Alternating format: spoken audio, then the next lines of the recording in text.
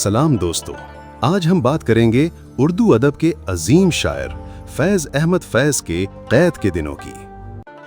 फैज़ साहब ने अपनी जिंदगी में कई बार जेल काटी, लेकिन क्या आप जानते हैं, ये दिन उनके लिए सिर्फ जुल्म और तकलीफ के दिन नहीं थे, बल्कि ये वो दिन थे जब उनकी शायरी और भी रोशन हो गई।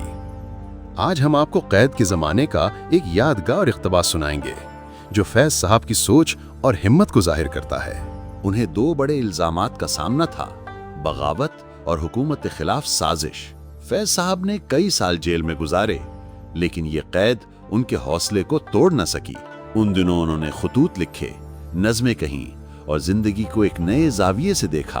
उन्हीं लम्हों में उन्होंने लिखा था कि कैद की तन्हाई में वक्त एक लंबी बेआवाज धड़कन की तरह है, न दिन का पता चलता है न रात का, बस एक मुसलसल सन्नाटा और दिल के अंदर एक रोशनी कि ये सब भी गुजर जाएगा।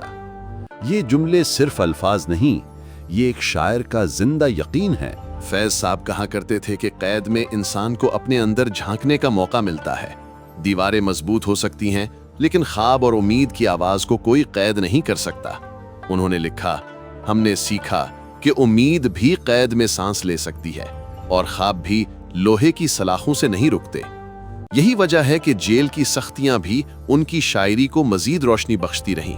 दोस्तों, फैज़ अहमद फैज़ ने हमें ये सबक दिया कि मुश्किल वक्त सिर्फ आजमाइश नहीं, ये खुद को पहचानने और अपने ख्वाबों को मजबूत करने का मौका भी होता है।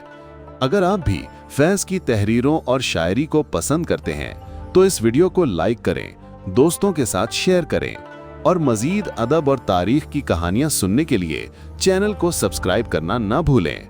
मिलते हैं अगली वीडियो में। फी अमानिल्लाह।